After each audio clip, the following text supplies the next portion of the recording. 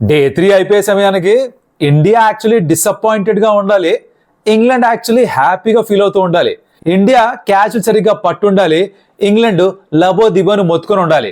ఇవేవి జరగలేదు. End of day 3 కల్లా ఇండియా దగ్గర 96 రన్ లీడ్ ఉంది, 2 వికెట్స్ నష్టపోయారు. అసలు ఏం జరిగింది బుజ్జాయ్, మాట్లాడుకుందామా? Let's get started. Welcome to some tales. నా పేరు కౌశిక్ అండ్ మనం మాట్లాడుకుంటున్నాం ఆండర్సన్ టెండూల్కర్ ట్రోఫీ ఆ సిరీస్ లో భాగంగా జరుగుతున్న ఫస్ట్ టెస్ట్ మ్యాచ్. డే 3 ఏం జరిగింది? డే 2 అయిపోయే సమయానికి 3 వికెట్లు నష్టపోయి 209 రన్స్ స్కోర్ చేస్తున్నారు ఇంగ్లాండ్. మరి డే 3 అయిపోయే సమయానికి ఏం జరిగింది? ఈవెన్చువల్ గా ఇప్పటిదాకా మ్యాచ్ జరిగింది అంటే ఫస్ట్ ఇన్నింగ్స్ లో ఇండియా 471 స్కోర్ చేశారు అండ్ ఫస్ట్ ఇన్నింగ్స్ లో ఇంగ్లాండ్ 465 ఆల్ అవుట్. బుమ్రాకు 5 వికెట్ హాల్, ప్రసిద్ధ్ కృష్ణకి 3 వికెట్స్ అండ్ మొహమ్మద్ సిరాజ్కి 2 వికెట్స్ అట్లా ఆల్ అవుట్ చేశారు. 6 రన్ లీడ్ మాత్రమే ఇండియా దగ్గర ఉంటుంది. 2 ఇన్నింగ్స్ బ్యాటింగ్ వాళ్ళు స్టార్ట్ చేశారు. ఎర్లీగా జైస్వాల్ వికెట్ నష్టపోవడం, ఈవెన్చువల్ గా ఎండ్ ఆఫ్ డే కల్లా 90 India. Rahul's playing on 47, Gill కంపెనీకి ఉన్నాడు and overall lead 96.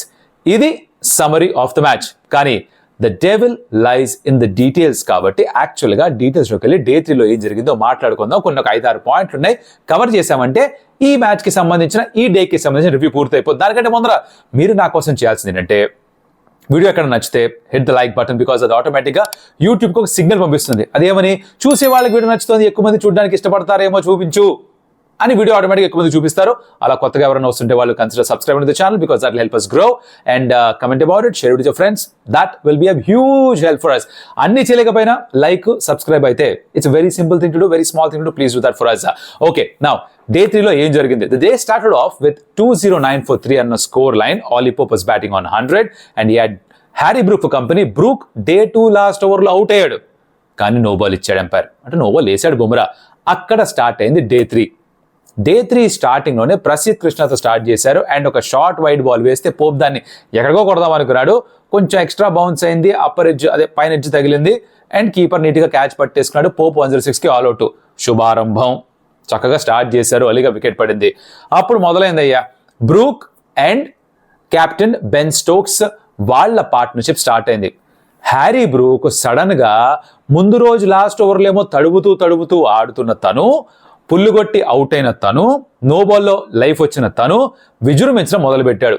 England cricket ఎందుకు హ్యారీ బ్రూక్ని ఇంత హైగా రేట్ చేస్తారు, వైట్ బాల్ క్యాప్టెన్సీ ఎందుకు ఇచ్చారు, ఎందుకు తనని వన్స్ ఇన్ జనరేషన్ టాలెంట్ అంటారో ఒకసారి అందరికీ ప్రూవ్ చేసుకున్నాడు. ఇక్కడ 99 స్కోర్ చేశాడు. Yes, with lot of luck catches drop చేశారు.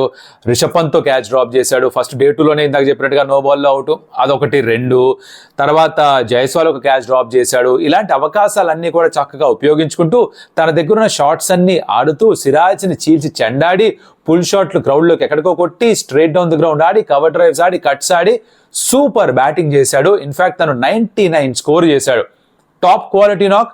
సెంచరీ మిస్ చేసుకున్నాడు, అది కూడా ప్రసిద్ధ్ కృష్ణ వేసిన బౌన్సర్కి తను అవుట్. అఫ్ కోర్స్ దానికంటే ముందర మన స్టోక్స్ గురించి మాట్లాడుకోవాలిగా. ఈ పార్ట్నర్షిప్ బాగుంటుంది బికాస్ బ్రూక్ అండ్ స్టోక్స్ ఓ పార్ట్నర్షిప్ బిల్డ్ చేశారు. స్టోక్స్ కూడా బాగా ఆడుతున్నాడు అనిపించింది. సిరాజ్ని తీసుకొచ్చాడు అక్కడ captain Shubman Gill and eventually he got the captain Ben Stokes caught behind. Super bowling తన నుంచి. చెప్పినట్టుగా ఈవెన్చువల్గా హ్యారీ బ్రూక్ 99 కొట్టాడు, బట్ తను అవుట్ అయ్యే కంటే ముందరే ఇక్కడ స్మిత్ అవుట్ అయిపోయాడు. ఎలాగంటే సెకండ్ న్యూ బాల్ తీసుకునే ముందర just before that Prasidh Krishna short balls వేస్తూ పోయాడు. This was about second session స్టార్టింగ్లో అనమాట. షార్ట్ బాల్స్ వేస్తూ పోతే స్మిత్ ఒక పుల్లు కొట్టాడు, ఎక్కడికో వెళ్ళిపోయింది క్రౌడ్లోకి. అదే ఓవర్లో మళ్ళీ పుల్లు కొట్టే ప్రయత్నం చేశాడు. ఇక్కడ ఒకటి గమనించాలి, అదేంటి తెలుసా, వెరీ ఇంట్రెస్టింగ్. ఇలాంటి చిన్న టెక్నికల్ పాయింట్స్ మనం క్యాచ్ చేయాలి మ్యాచ్ చూస్తున్నప్పుడు, లేదా స్టంప్ టెస్ట్ చూస్తున్నప్పుడు క్యాచ్ చేయాలి. అదేంటంటే 6 కొట్టిన బాల్ ఏదైతే ఉండిందో ప్రసిద్ధ్ కృష్ణ వేసిన బౌన్సర్ అది స్టంప్ లైన్లో పడి లోపలికి మూవ్ అయింది, అంటే బ్యాటర్కి లెగ్ స్టంప్ వైపుకి వచ్చింది. So actually he could connect the ball better and అది వెళ్ళిపోయింది క్రౌడ్లోకి. నెక్స్ట్ అదే ఓవర్లో అవుట్ అయ్యాడు. ఈసారి ప్రసిద్ధ్ ఏం చేశాడంటే తన లైన్ కొంచెం మార్చాడు, ఆఫ్ స్టంప్ మీద కాకుండా outside the off stump వేశాడు. అంటే ఇక్కడ Jamie Smith had to pull the ball from outside the off stump. బయట నుంచి ఆఫ్ స్టంప్ బయట నుంచి పుల్ చేస్తున్నప్పుడు కంట్రోల్ కాస్త తక్కువ ఉంటుంది. యూజువల్లీ పుల్ చేయొద్దంటారు. ఎప్పుడన్నా పుల్ కంఫర్టబుల్గా ఆడాలి, సేఫ్గా ఆడాలి అంటే youngsters listening to this or watching this గుర్తుపెట్టుకోండి, inside the line of the ball ఆడాలి. అంటే బాల్ కనుక మిడిల్ స్టంప్ మీద ఉంటే మీరు కొంచెం ఆఫ్ స్టంప్ జరిగి ఇన్సైడ్ ద లైన్ వచ్చి ఆ పుల్ షాట్ ఆడడం ఈజియర్, కంట్రోల్ చేయడం ఈజియర్. ఎప్పుడైతే ఆఫ్ స్టంప్ బయట ఉంటుందో దాన్ని కంట్రోల్ చేయడం కష్టం. సో అక్కడి నుంచి ఎప్పుడైతే పుల్లు కొట్టే ప్రయత్నం చేశాడో అది సరిగా కనెక్ట్ కాలేదు, గాల్లోకి వెళ్ళిపోయింది. A good smart relay catch by Jadeja and Sai Sudharsan. బౌండరీలో క్యాచ్ జడేజా పట్టి బౌండరీ బయటకు వెళ్ళిపోతున్నాడని గమనించి బాల్ లోపలికి విసిరేశాడు, సాయి సుదర్శన్ కంప్లీట్ చేశాడు. అలా స్మిత్ వికెట్ సంపాదించారు. ఆ పార్ట్నర్షిప్ మళ్ళీ బ్రేక్ చేశారు. స్మిత్ అవుట్ అయిన తర్వాత Woakes walked and then of course 99 పైన బ్రూక్ కూడా అవుట్ అయ్యాడు. He was actually set for 100. New ball ని కూడా చాలా బాగా సీ ఆఫ్ చేశాడు, వేగంగా రన్ స్కోర్ చేయడం స్టార్ట్ చేశాడు. బుమ్రా వేసినప్పుడు కూడా వికెట్స్ ఏమి రాలేదు న్యూ బాల్ తోటి. బట్ ప్రసీద్ రావడం, ఒక ఛాన్స్ తీసుకున్నాడు, మళ్ళీ ఒక బౌన్సర్ వేశాడు. ప్రసీద్ పైకి ఎక్కువగా వేయలేదు, షార్ట్ ఆఫ్ లెంత్ వేశాడు. 3 వికెట్లు తీసుకున్నా కూడా 120 రన్స్ కంటే ఎక్కువ కన్సీడ్ చేశాడు. That's a lot of runs. అది మనం గమనించాలి, అర్థం చేసుకోవాలి. 471 బోర్డు పైన ఉండింది కాబట్టి 123 కనిపించట్లేదు, కానీ లేకపోతే ప్రసీద్ వాజ్ వెరీ ఎక్స్పెన్సివ్.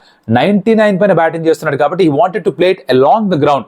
సో తన రిస్ట్ రోల్ చేశాడు ఆ హుక్ ఆడుతూ. ఆ రోల్ చేసే క్రమంలో టాప్ ఎడ్జ్ తగిలి అది బౌండరీ దగ్గరికి వెళ్ళిపోవడం, గాల్లో శార్దుల్ ఠాకూర్ కంఫర్టబుల్ క్యాచ్ తీసుకోవడం, దాంతో 99కి అవుట్ అయ్యాడు.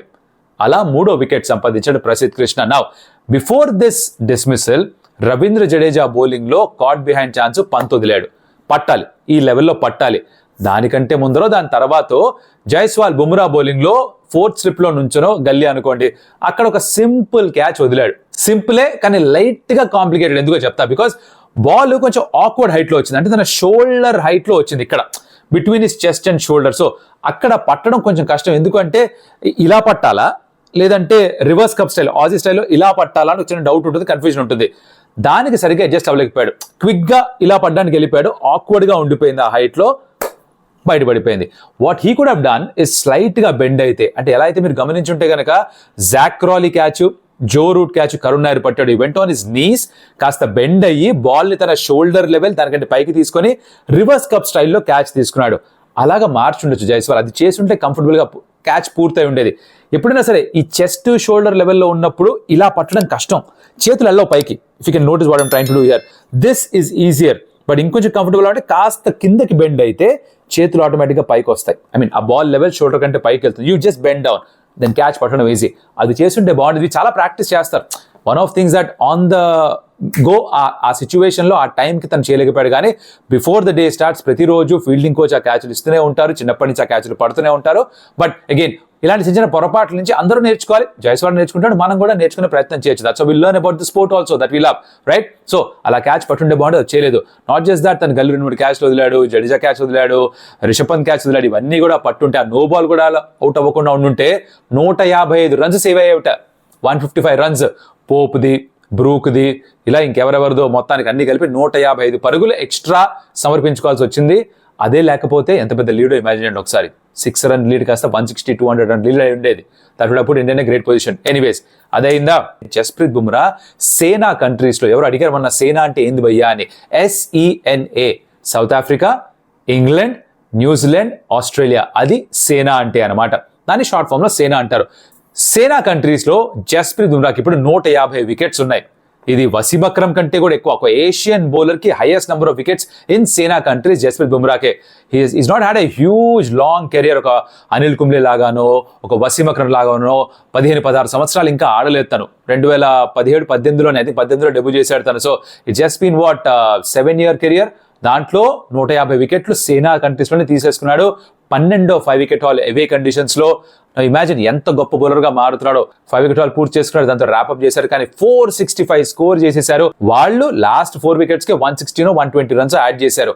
ఎంత డిఫరెన్స్ ఉంది ఇది. That's probably the game right there. But first innings అయిపోయేసరికి 6 run డిఫరెన్స్ మాత్రమే between both the teams. And చిన్న లీడ్, అది పెద్ద ఉన్నా లేకపోయినా ఒకటే. Which meant that this match becomes a 1 innings shootout. Second innings లో ఎవరు బాగా ఆడితే వాళ్ళు గెలిచినట్టు. ఇండియా బ్యాటింగ్ మొదలు పెట్టారు 3వ సెషన్లో. ఎర్లీగా జైస్వాల్ వికెట్ కోల్పోయారు. బ్రైటన్ కార్స్ చాలా బాగా బౌలింగ్ చేశాడు. ఈ ర్యాన్ ఇన్ రియలీ హార్డ్, మంచి పేస్ జనరేట్ చేశాడు. బాల్ చక్కగా మూవ్ అయింది. ఈ గాట్ వికెట్. కండిషన్స్, పైన కండిషన్స్ క్లౌడ్ కవర్ ఉంటే ఎలా హెల్ప్ఫుల్ గా ఉంటుందో బాల్ ఎలా మూవ్ అవుతుందో మరోసారి అర్థమైంది. బట్ దాని తర్వాత సాయి సుదర్శన్ వచ్చి డౌన్ ద లెగ్ సైడ్ వేసిన బాల్స్ ఈసారి వదిలేసి 4-5 బాల్స్ చేశారు down the leg side. First innings అక్కడే అవుట్ అయ్యాడు. ఈసారి నేను ఆడను అని భీష్మ ప్రతిజ్ఞ చేసుకొని వచ్చాడు. మంచి సిల్కీ షాట్స్ ఆడాడు. ఈ started off with and out side to third man, soft hand side boundary వచ్చింది, కొన్ని కట్స్ కొట్టాడు, ఫ్లిక్స్ కొట్టాడు. హి looked the part, that's the good thing. But again 30 పైన తను అవుట్ అయిపోయాడు. బెన్ స్టోక్స్ బౌలింగ్లోనే భలే ప్లాన్ చేశారు దాన్ని కూడా. అప్పటిదాకా లెగ్ స్లిప్ పెట్టారు. లెగ్ స్లిప్ పెట్టినంత వరకు ఏం చేశాడంటే ఆ leg stump line out side leg stump line వేస్తూ పోయాడు బెన్ స్టోక్స్. మధ్యలో ఎక్కడో జో రూట్కి ఏదో అనిపించింది, ఓ 4 ఇచ్చాడు basically down the leg side. He was disappointed himself. Root పరిగెత్తుకుంటూ వెళ్ళి స్టోక్స్కి ఏదో మాట్లాడినట్టుగా అనిపించింది. అంటే మనకి లిప్ సింక్లు లిప్ మూమెంట్లు తెలియలేదు కానీ వెళ్ళి మాట్లాడాడు ఏదో. దాని తర్వాత వెంటనే లెగ్ స్లిప్ ఫీల్డర్ని తీసుకెళ్లి షార్ట్ మిడ్ వికెట్లో పెట్టారు క్యాచింగ్ పొజిషన్లో. దాని తర్వాత the very next ball line కాస్త మార్చాడు. లెగ్ స్టంప్ బయట వేసే లైన్ కాస్త ఆఫ్ స్టంప్ మీద తీసుకొచ్చాడు. అక్కడి నుంచి బాల్ లోపలికి వచ్చింది. సాయి సుదర్శన్ హెడ్ కొంచెం టిల్టే ఉంటుంది అనమాట బ్యాటింగ్ చేసినప్పుడు. స్టాండ్స్ చూస్తే ఈజీ స్టాండ్స్, బట్ లైట్గా టిల్టే ఉంటుంది. అంటే తన బాడీ బ్యాలెన్స్ కొంచెం పడిపోతుంటుంది ఆఫ్ సైడ్కి. సో అలా పడిపోయినప్పుడు మీరు లెగ్ సైడ్ ఆడిన బాల్ గాల్లోకి ఆడే టెండెన్సీ ఉంటుంది. అదే చేశాడు. ఎక్కడైతే మిడ్ వికెట్లో ఫీల్డర్ని పెట్టారో రైట్ కరెక్ట్గా తన చేతికి పడింది. గూగుల్ మ్యాప్స్లో పిన్ పెడతామే అలా పిన్ పెట్టినట్టుగా ఫీల్డర్ని పెట్టాడు. అక్కడ చేతిలోకి వెళ్ళి బాల్ పడింది. బెన్ స్టోక్స్ రెండోసారి ప్లాన్ చేసి మరి అవుట్ చేశాడు సాయి సుదర్శన్ 30 రన్స్ మీద. నౌ తను 30 కొట్టి అవుట్ అయిపోయాడు. కానీ కేఎల్ రాహుల్ అయితే ఎంత అందంగా ఆడాడో. టెక్స్ట్ బుక్ క్రికెట్ అంటే ఇదే, టెక్స్ట్ బుక్ బ్యాటింగ్ అంటే ఇదే. ఎవరైనా చిన్నపిల్లలకి ఇదిగో బ్యాటింగ్ ఇలా చేయాలి అని థియరీ చెప్పే బదులు ఈ నాక్ చూపించడం సరిపోతుంది. 47 నాట్అవుట్ అండ్ ఆడిన కవర్ డ్రైవ్స్ కావచ్చు, స్ట్రేట్ డ్రైవ్స్ కావచ్చు, డిఫెన్స్ ఎంత బాగా ఆడాడు, ఎంత బాగా బాల్ వదిలేశాడు వచ్చేది ఆఫ్ స్టంప్, అన్నీ కూడా టెక్స్ట్ బుక్ లో ఆ మాన్యువల్ ఉంటుంది కదా 101 ఆఫ్ బ్యాటింగ్ అంటామే, బేసిక్స్ ఆఫ్ బ్యాటింగ్ అంటామే, అవన్నీ తూచా తప్పకుండా పాటించాడు. చూడడానికి కూడా ఎంతో ఆకర్షణీయంగా ఉంది. అలాంటి బ్యాటింగ్ చేస్తూ ఉన్నాడు. 47 చేరుకున్నాడు. ఇంకా ఆడాలి. నువ్వు end of the days play కల్లా 90 చేరుకున్నారు ఇండియా. 47 పైన తను గిల్ వచ్చాడు కంపెనీ ఇవ్వడానికి. వాళ్ళిద్దరూ పెద్ద స్కోర్ చేయాలని కోరుకోవాలి. ఇప్పుడు ఏంటంటే పరిస్థితి డే 3 అయిపోయే సమయానికి 96 లీడ్. డే 4లో ఏం జరగచ్చు? 2 పాసిబిలిటీస్ వచ్చి వాళ్ళు ఇంగ్లాండ్ ఫాస్ట్గా వికెట్స్ తీస్తే ఇండియా కుప్పకూలిపోతే ఇంగ్లాండ్ మ్యాచ్ కొట్టేస్తారు. అలా కాకుండా ఒక 2 సెషన్లు ఇండియా ఆడినా కూడా రన్ రేట్ ఎలా అయితే మెయింటైన్ చేస్తున్నారో ప్రతి సెషన్కి 100-200 రన్స్ వస్తాయి. అంటే ఓవరాల్గా లీడ్ ఒక 300 అయిపోతుంది. 300 లీడ్ తోటి ఫైట్ చేయొచ్చు because you got Bumrah in your bowling ఆర్మరీ. And England కూడా కొంచెం భయపడి ఉంటారు. దానికి చక్కటి నాక్స్ ఆడాల్సిన అవసరం ఉంది. ఇప్పుడు గిల్ ఫస్ట్ ఇన్నింగ్స్ 147, కెన్ ఈ back it up with a good నాక్. కేఎల్ రాహుల్ 47, దాన్ని పెద్ద 100గా మార్చగలడా? తర్వాత వచ్చే కరుణ్ నాయర్ అవ్వచ్చు, రిషబ్ పంత్ అవ్వచ్చు. కరుణ్ నాయర్ కూడా లైక్ సాయి సుదర్శన్ 0 కొట్టి 30 కొట్టాడు. అలా కరుణ్ నాయర్ కూడా 0 మాత్రమే కొట్టాడు ఫస్ట్ ఇన్నింగ్స్లో. Finish score big knock in the second innings. అది చేస్తే గనక ఇండియా ఒక 2.5 సెషన్లు బ్యాటింగ్ చేయగలిగితే ఎలా అయితే ఇంగ్లాండ్ చేశారో అప్పుడు కాస్త ప్రెషర్ పెట్టచ్చు ఇంగ్లాండ్ పైన. Anything over 300 is going to be tough for England because you got Bumrah. Yes first ఇన్నింగ్స్లో 24 ఓవర్స్ వేసాడు తను. వర్క్ లోడ్ మేనేజ్మెంట్ చూసుకోవాలి. కానీ ఫస్ట్ టెస్ట్ గెలవాలి అంటే Bumrah will be very key. దానికి కాసిన రన్స్ ఇవ్వాలి తనకి. దాంతో పాటు ప్రసిద్ధ్ కృష్ణ, సిరాజ్ వీళ్ళందరూ కూడా ఇంకొంచెం టైటర్ బౌలింగ్ వేయాల్సిన అవసరం ఉంటుంది. జడేజాని కూడా సరిగ్గా యూజ్ చేయాల్సిన అవసరం ఉంటుంది.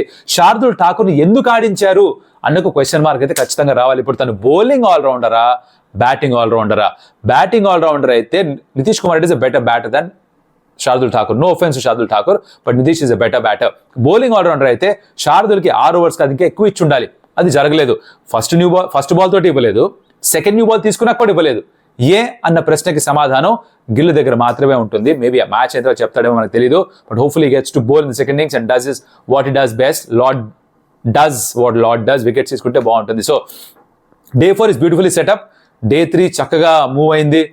Match is actually in balance right now. Advantage ఎవరికి లేదు. 94-2, 96-2 ఈవెన్చువల్గా లీడు. పెద్ద తోపు లీడ్ ఏమీ కాదు. కానీ నెక్స్ట్ 2 సెషన్లు ఏవైతే ఉన్నాయో ఇండియా డామినేట్ చేయాలి. That is what is in store for us. అదే జరిగితే we'll have an interesting day 5 coming up. First test గెలిస్తే నథింగ్ లైక్ ఇట్. హెడింగ్లీలో గెలిచే ఛాన్స్ లేదని చాలా మంది అనుకున్నారు. ఎస్పెషల్లీ విరాట్ లేడు, రోహిత్ లేడు, అశ్విన్ లేడు, షమి లేడు. ఏంటిది కొంచెం వీక్గా ఉంది ఇండియన్ టీం అనుకున్నారు. ఇంత మంచి ఛాన్స్ దొరికింది. 470 కాకుండా 550 కొట్టుంటే ఇంకా బాగుండేది. సరే గతం జరగలేదు. ఈ 2 ఇన్నింగ్స్ సరిగ్గా ఆడాలి. ఆడతారు లేదా డే 4లో చూద్దాం. దానికి సంబంధించిన మళ్ళీ కలుద్దాం. అప్పటిదాకా సెలవు. ఆఫ్ కోర్స్ దానికి వెళ్ళిపోతూ మీరు ఇప్పటిదాకా చేసినటువంటి like the video and subscribe to the channel and share it to your friends. Comment about what you like and of course next video మళ్ళీ కలుస్తా. అప్పటిదాకా సెలవు. Adios amigos.